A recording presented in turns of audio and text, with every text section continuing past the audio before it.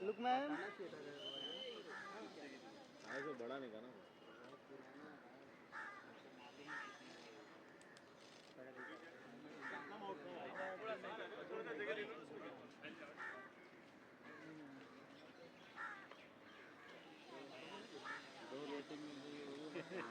यहाँ पर मौजूद सारे मीडिया भाइयों को शुक्रगुजार हूँ उनका कि वो अपना एक कीमती वक्त निकालकर हमारे बीच में आए। देखिए, the diary of waste Bengal एक सच्ची घटना के ऊपर आधारित फिल्म है। 8 अक्टूबर 2001 में हमारे पड़ोसी मुल्क बांग्लादेश में सिराजगंज एक जगह है, वहाँ एक घटना घटी और वो दबा दी गई। लेकिन उसके बाद जब छोटे छोटे मीडियाज ने और छोटे लोकल न्यूज़पेपर्स ने उसको वायरल किया तो वो दुनिया की एक दर्दनाक घटना थी। एक अनिल चंद्र का परिवार था सिराजगंज में और उस पर एकाएकी कुछ इस्लामिक कट्टरपंथी जिहादियों ने हमला किया, काफिर कहकर। और उनकी एक 14 साल की बेटी थी जिसका पूर्णिमा नाम था। उस 14 साल की बेटी के साथ में सामूहिक बलात्कार किया गया और वो ऐसा दर्दनाक बलात्कार था। अब सोचिए, एक मां के सामने 14 साल की बेटी के साथ में इस तरह की हैवानियत, और मां ने जो उस वक्त चिल्लाकर दर्द भरी आवाज उन दरिंदों को दी, वो पेपर की कटिंग बना और वही सबसे ज्यादा वायरल हुआ, जिसमें उसने कहा, अब्दुल अली एक एक करके करो वरना मर जाएगी मेरी बच्ची। ये बहुत दर्दनाक अल्फाज थे एक मां के लिए, अपनी बच्ची की जिंदगी को बचाने के लिए। और उस घटना ने बांग्लादेश सहित जहां जहां वो चीज वायरल हुई उसको झंझोड़ के रख दिया। और इस घटना का जिक्र तस्लीमा नसीम जी ने अपनी किताब लज्जा में भी किया है। और उस किताब की ही वजह से कट्टरपंथियों ने, इस्लामिक जिहादियों ने तस्लीमा नसीम को बांग्लादेश में रहने नहीं दिया। वो अपनी जान बचाकर भागी, क्योंकि उस घटना का उन्हीं ने पूरा विवरण जो था वो अपनी किताब में किया था। हमारी फिल्म की स्टोरी यहीं से शुरू होती है और उसमें से एक लड़की उसी परिवार की जो वहां से बच जाती है, वो हिंदुस्तान आती है ये मानते हुए कि हिंदुस्तान में हिंदुओं के लिए एक ये सुरक्षित स्थान है। वो जाएगी और इस घटना के लिए यहाँ के देश के प्रधानमंत्री से मिलेगी और ह्यूमन राइट्स से मिलेगी और अपनी आवाज बुलंद करेगी। लेकिन बदकिस्मती के साथ में वो रोहिंग्यास जो वहां पर इलीगल आते, देखिए एक रोहिंग्या एक बहुत बड़ी प्रॉब्लम है हमारे देश के लिए। और ये घुसपैठिए जो हमारे यहाँ आते हैं, ये पूरे देश में फैल जाते हैं, हमारे आपके बीच में फैल जाते हैं और इनका मकसद सिर्फ जिहाद है, गजवाए हिंद है। ये अपने मकसद के तहत आते हैं। लेकिन खेद के साथ ये भी कहना जरूरी है कि पश्चिम बंगाल की हुकूमत जो उनके लिए भारत में घुसपैठ करने के रास्ते खोलती है और खाली रास्ते न खोलते हुए उनके लिए हिंदुस्तानी फर्जी आईडीज भी बनवाती है और आईडीज बनवाकर उनकी पहचान बनवाकर उनको देश में जगह जगह इस्टेब्लिश कर दिया जाता है। ये बहुत बड़ा फैक्टर है हमारी फिल्म का। देखिए, इससे पहले भी हमने राम की जन्मभूमि बनाई, उसमें हमने अयोध्या के इशू को उठाया। और ये the diary of waste Bengal Rohingya कट्टरपंथियों की उस साजिश को बेनकाब करती है, उनकी घुसपैठ को हमने दिखाया है बगैर पश्चिम बंगाल की हुकूमत से डरे हुए, क्योंकि अगर रोहिंग्या की बात आएगी तो ममता बनर्जी की बात जरूर की जाएगी, क्योंकि मौजूदा हाल में इस वक्त ममता बनर्जी ही पश्चिम बंगाल की हुकूमत की सरबराह है। तो हमने बगैर डरे इस फिल्म में उन सारे पहलुओं के ऊपर से पर्दा उठाया है, और किस तरह से उस लड़की की जर्नी है, कैसे रोहिंग्याज उसको परेशान करते हैं, और बंगाल के हालात इस वक्त क्या है और पहले क्या थे, और किस तरह बंगाल के हालात कभी अच्छे नहीं हुए, हमेशा से वहां आज जिहादियों का एक बहुत बड़ा अड्डा है पश्चिम बंगाल। वहां की मुख्यमंत्री के संरक्षण में, उनकी सपोर्ट से वहां बड़ी बड़ी आबादियां बसी हुई, क्योंकि ये बहुत बड़ा वोट बैंक है। इस वोट बैंक के चलते अगर पश्चिम बंगाल की हुकूमत पूरे देश को खतरे में डाल रही है, तो इन सारी चीजों से पर्दा उठाना बेहद जरूरी था। इसलिए इस मिशन को हम लेकर आगे बढ़े।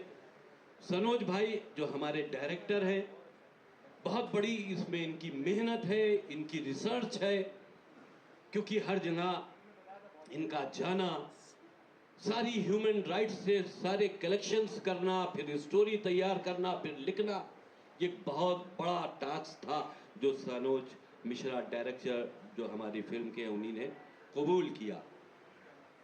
और 30 अगस्त को हम ये फिल्म रिलीज करने जा रहे हैं फाइनली, और पूरा देश रोहिंग्यास के इशू को जानना चाहता है। पूरा देश चाहता है कि पश्चिम बंगाल में किस तरह से आज हिंदू जो बहुसंख्यक है वो पश्चिम बंगाल छोड़ने पर आमादा हो रहा है। पूरा देश ये जानना चाहता है कि उनके साथ ऐसा जुल्म, जाति भेदभाव क्यों हो रहा है, क्यों पश्चिम बंगाल दूसरा कश्मीर बनने की कगार पर आ गया है। ये बहुत बड़ा सवाल है। और हमारी फिल्म को सेंसर भी मिल चुका है।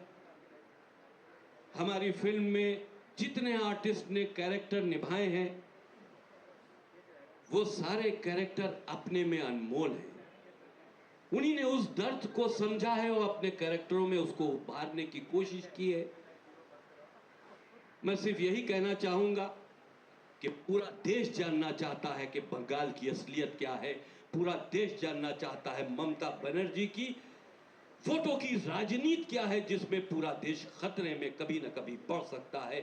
रोहिंग्या जिहाद क्या है, लव जिहाद क्या है, और इस्लामिक जिहाद क्या है, इस पर से हमने बखूबी पर्दा उठाया है।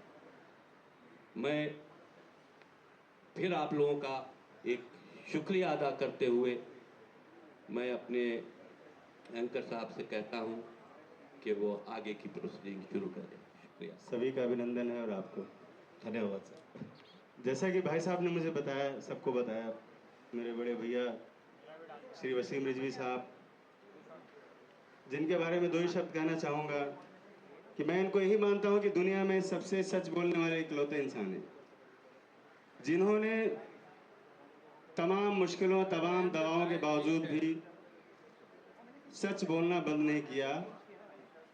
वो सच जो हर आदमी जानता है लेकिन बोल नहीं सकता।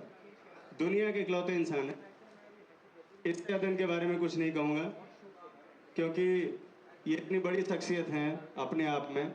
इन्होंने इतना त्याग किया है, इन्होंने इतना कुर्बानियाँ दी हैं इस देश के लिए और ख़ास तौर पे समाज के लिए। समाज किसी एक धर्म या विशेष जाति को लेकर नहीं कह सकते, समाज सबसे मिलकर बनता है। और उस समाज की भलाई के लिए इन्होंने जो भी काम किए अभी तक, चाहे फिल्म के माध्यम से रहा हो, चाहे सोशल सर्विसेज के माध्यम से रहा हो, वैसा कोई दूसरा इंसान अभी तक धरती पर नहीं आया। आप ये कह सकते हैं कि इन्होंने सबसे पहले इंसानियत की बात रखी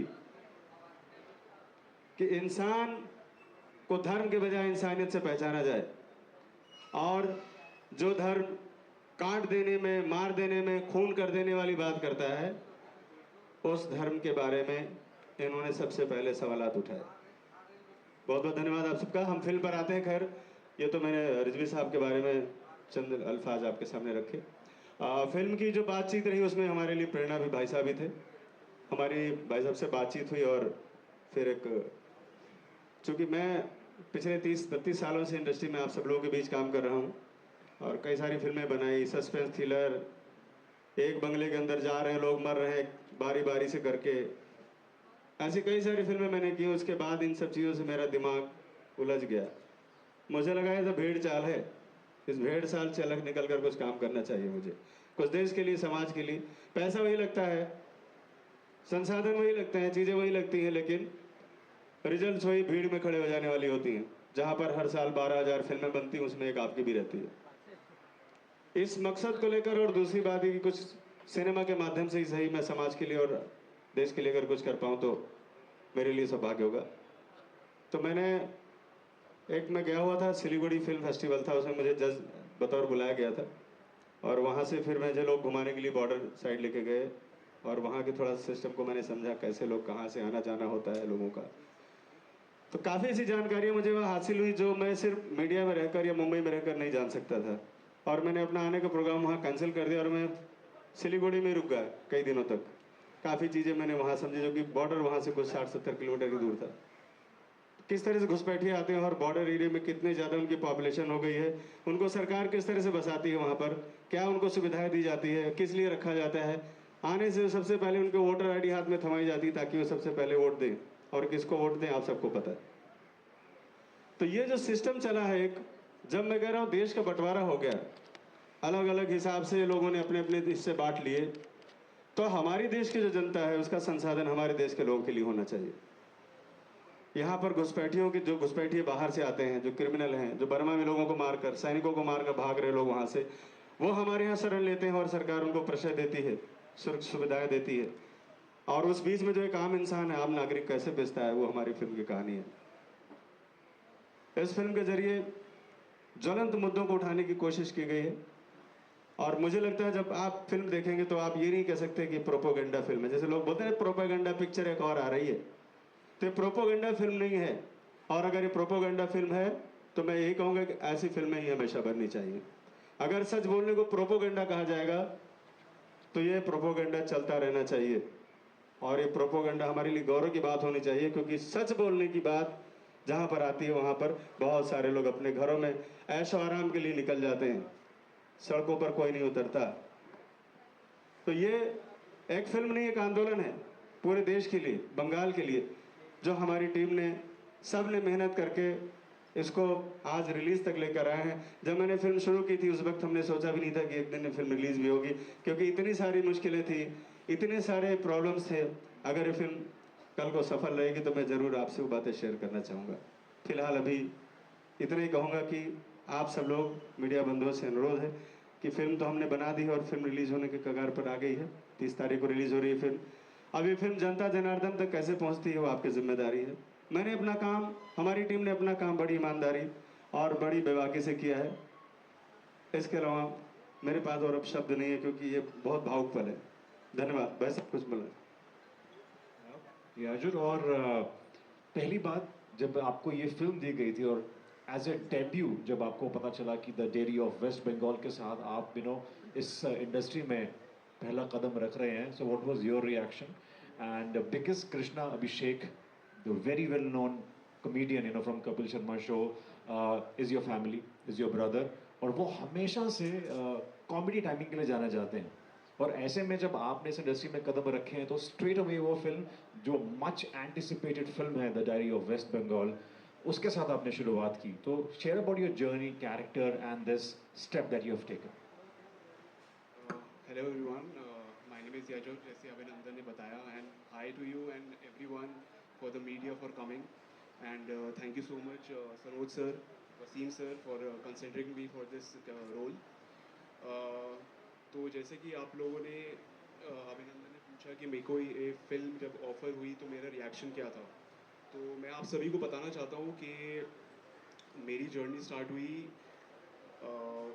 मैं दिल्ली में अपनी स्टडीज़ कर रहा था। I am an architect by qualification और अलॉन्ग साइड मैंने थिएटर ज्वाइन किया। मैंने 5 साल थिएटर करा है श्री राम में, इंदु आर्ट मंडी थिएटर में। मैंने मंडी हाउस में बहुत सारे थिएटर ग्रुप्स करे हैं और साथ साथ मैंने अपना डांसिंग भी सीखा, मैंने मार्शल आर्ट्स भी सीखा। मैं ब्लैक बेल्ट, तो क्योंकि there is no fix book for becoming an actor, तो मैंने सब कुछ करा ट्रेनिंग। और then I came to Mumbai and I give auditions and everything. Sir मेरे को मिले और सरोज सर को भी मैंने ऑडिशन दिया था। तो उसके बाद जब मेरे को एक्चुअली जब मेरी फैमिली में है गोविंदा जी, कृष्णा, अच्छे एक्टर्स, मतलब मैं क्या बोलूँ, बट मेरा जो जॉनर है वो हमेशा रियलिस्टिक क्यों रहा है, क्योंकि I was always connected with theatre. तो जब मैंने थिएटर किया तो मेरे को काफ़ी, मैंने प्रेमचंद जी के प्लेस करे, बहुत सारे प्लेस करे, तो मेरे को हमेशा से रियलिस्टिक सिनेमा की तरफ इंक्लिनेशन थी। तो ये फिल्म मेरी डेब्यू फिल्म है और एज पर माई लाइकिंग, तो I guess definitely I opted and said definitely I do this film. क्या बात है याजुर, बहुत बेहतरीन जर्नी तुम्हारी रही है और बकायदा ऑडिशन देके आए हो। सनोज जी के मामले में मैं मान सकता हूँ कि वो कॉम्प्रोमाइज़ नहीं करेंगे, उनको ऑडिशन चाहिए, लुक फिट चाहिए, तो वही आप इस किरदार में आएंगे। मगर क्योंकि ये फिल्म जो है कंट्रोवर्सी में रही है और ऐसा सब्जेक्ट है, the story that needs to be told, that needs to be seen, controversy की बात की है। Of course you know you belong to a family जिसमें गोविंदा साहब का नाम जुड़ा है, जिसमें कृष्णा अभिषेक का नाम जुड़ा है। तो ऐसे में because you know you enter the tensile town, Bollywood town, nepotism को लेके बातें होती रही हैं, अब आप आए हैं तो आगे भी बातें होंगी। So Yajur, what's your take on that? So like nepotism के ऊपर मैं एक चीज़ क्लियर आउट करना चाहता हूँ कि जैसे मैंने बताया, सर ने ऑडिशन लिया, मैंने अभी पिछले 3 साल से मैं आई एम शूटिंग। ये मेरी फर्स्ट फिल्म रिलीज़ है, मेरे बहुत सारे गाने रिलीज़ हो चुके हैं और मेरी वेब सीरीज़ भी हो चुकी है। अब मेरी इस साल और 2 फिल्म रिलीज़ हो रही हैं, बड़ी फिल्म्स हैं और सब में आपको एक, I always opt for subject oriented where character is the lead. So मैंने हर जगह ऑडिशन दिया है, बिना ऑडिशन के लिए मेरे को किसी डायरेक्ट कॉन्टैक्ट पे कोई काम नहीं मिला है। मैंने हर जगह ऑडिशन दिया है। और रही बात नेपोटिज्म की, मतलब बेनिफिट क्या है कि ऑब्वियसली मैं बचपन से इस लाइन से जुड़ा हुआ हूँ, मैं शूट्स पे जाता था, मैंने लाइव प्रैक्टिकल नॉलेज बहुत मिली है। वो होने के बाद भी मैंने सारी ट्रेनिंग इसलिए ली क्योंकि मुझे पता है उसकी नेसेसिटी क्या है। अगर आपको इंडस्ट्री में एक बार काम मिल भी जाएगा, लेकिन ऑडियंस तो आपको कैमरे में मुझे परफॉर्म करना है। आई डोंट थिंक सो कि वो कृष्णा परफॉर्म करें या गोविंदा जी, मुझे परफॉर्म करना है, तो मुझे उसके लिए ट्रेनिंग करनी थी और मैंने पूरी ट्रेनिंग लेकर आया हूँ मैं यहाँ पे। तो I guess hard work is the key to success. और बाकी ठीक है, थोड़ा बेनिफिट ज़रूर मिलता है कि हाँ आपको नॉलेज रहती है, आपने शूट्स देखे हैं, तो यू आर कनेक्टेड। बस that is the benefit which I get and I always get support from family and I guess और एवरी फैमिली सपोर्ट्स। फैमिली को कौन नहीं सपोर्ट करेगा? Absolutely Yeah. गॉल। And Thank you so much. हम सबको trailer, आपके ट्रेलर तो खैर अभी हमने देखा नहीं, जो हम 11 अगस्त को देखने वाले हैं, जो चित्रकूट में लॉन्च होगा। टीजर में आप बहुत बेहतरीन लग रही हैं और गानों में तो माशाल्लाह। आपका क्या रिएक्शन है? एंड फर्स्ट रिएक्शन व्हेन जब आपको ये स्टोरी सुनाई गई थी, ये टॉपिक बताया गया था, so what was going on in Ashid's mind that time? Hi everyone. Thank you so much for coming here. मेरा नाम अर्शन मेहता है एंड जब मेरे सामने सनोज सर, वसीम जी ये मूवी लेके आए थे, I frankly saying was a bit nervous. I didn't know कि whether I should do this movie और नॉट. बट जब मैंने पूरी कहानी सुनी एंड मैं काफ़ी डिटेल में गई, मैंने पढ़ा, मैंने रियलाइज़ किया कि ये एक ऐसी लड़की की कहानी है जो ऑडियंस, जो दुनिया को पता होनी चाहिए. और एक एक्टर के सामने ऐसी स्टोरी आना इज़ वेरी रेयर. एंड मुझे काफ़ी खुशी हुई and I am so much grateful कि सनोज सर और वसीम जी ने मुझे ये प्रोजेक्ट के लिए चुना. एंड ये जो कैरेक्टर है, जैसे मैंने इसको रियलिटी में ऑन ट्रू बेसिस में उसे दिखाया है मूवी में, I think we all work very hard for it. So I am very glad कि मेरे सामने ये मूवी आई. मैंने काफ़ी प्रोजेक्ट्स किए हैं पर ऐसा कैरेक्टर मिलना बहुत मुश्किल होता है कैरेक्टर के लिए, आना भी और करना भी. So I am very glad that I got this character and I could give 100% justice to it. So, कुछ ऐसी चीज़ जो शूट के दौरान आपको बहुत मज़ेदार लगी, इंटरेस्टिंग लगी, जो सीखने को मिला, if you could share some sneak peeks from the shooting sites. Yes, there was a lot of knowledge on Hindu and other things which I gained throughout the story, and other things like जो actual में लोगों के साथ क्या हो रहा है. मैंने काफ़ी YouTube वीडियोस काफ़ी पढ़ा एंड आई डेंट नो कि एक्चुअल में रियलिटी में बंगाल में क्या हो रहा है, बांग्लादेश में क्या हो रहा है, because we are so conserved in our city only, हमारे मुंबई में, हमारे होम टाउन में. So knowing something coming from a different state and something like that and portraying in front of the audience for the whole world to see is very rare. तो मुझे काफ़ी knowledge मिली. जो भी हमारे movie में जो भी मैंने दिखाया है, पोर्ट्रे किया है एक हिंदू ब्राह्मण लड़की को, वो सब मैंने काफ़ी सीखा. वाह, वेरी इंटरेस्टिंग. और हम जल्दी देखना चाहेंगे इस फिल्म को 30 अगस्त को. और उसके साथ साथ देखिए, सनोज सर की फिल्म हो, वसीम रिजवी जी की फिल्म हो, तो सिर्फ हीरो हीरोइन नहीं, हर एक किरदार को उतना ही महत्व दिया जाता है जितना कि हीरो, जैसे कि बहुत ज़रूरी होता है हर एक फिल्म में. तो इसी के साथ सनोज सर, मैं चाहूँगा कि जो बाकी के हमारे फिल्म के पिलर्स ये हैं, कैरेक्टर है. हम लोगों ने जब सनोज जी रिसर्च करके आए थे तो उसमें शाहजहां शेख का किरदार भी हम पर वाजे हो चुका था, हम समझ चुके थे. तो उस फिल्म की भूमिका जो निभाई है वो हमारे दीपक कंबोज जी ने निभाई है एज क्या बात है. शाहजहां शेख. मतलब शाहजहां शेख उसमें नाम नहीं है, महमूद साहब इनका नाम है, लेकिन ये एक एमपी का किरदार उसमें इन्हीं ने निभाया है. तक आप लोग चलाते ही रहे. बहुत खूब सर. और जैसा कि सर ने कहा है कि मीडिया का बहुत इंपॉर्टेंट रोल होता है, बिकॉज हमारा एक स्तंभ है. तो इसी के साथ मीडिया से हमारे जो सवाल जवाब हैं वो चलेंगे. So if any questions. Hello Rizvi साहब, मेरा सवाल आपसे है. देखिए, हमारी फिल्म आने से पहले ऐसा नहीं है कि दंगे नहीं होते हों. दंगे फसाद तो जब कट्टरता या किसी तरह का कोई क्लैश होगा तो दंगे फसाद होते हैं. लेकिन हमने फिल्म में बैलेंस रखा है. फिल्म में हमने असलियत भी दिखाई है और कम्युनिटी को बैलेंस भी रखा है. लेकिन बोल्डली दिखाना, देखिए ये फिल्म नेशनल इश्यूज हैं, हमारी भारत की सुरक्षा को दृष्टि में रखते हुए इस तरह से बनाई गई है कि हम अपने इश्यूज को देखिए. ये भी जरूरी है कि ऐसे इश्यूज जहां पर बहुत कुछ हो रहा और पब्लिक के सामने नहीं आ रहा, उनको भी एक्सपोज करना भी बहुत जरूरी है. और फिल्मी प्लेटफॉर्म एक ऐसा प्लेटफॉर्म है जहां से हम अपनी बात इजीली लोगों तक पहुंचा सकते हैं.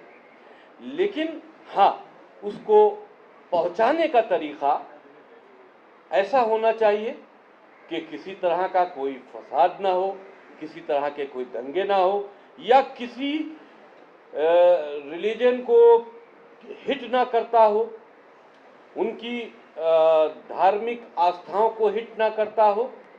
इन सारी चीज़ों का ख्याल रखते हुए हमने किया है.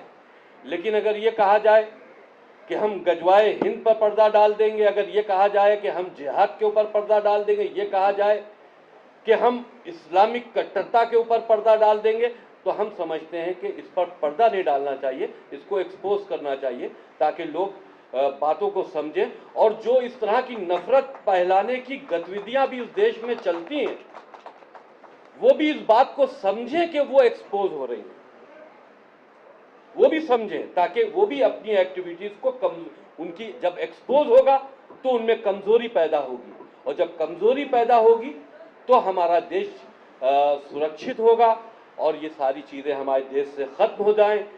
जाति धर्म की जो भेदभाव है ये ख़त्म हो जाए.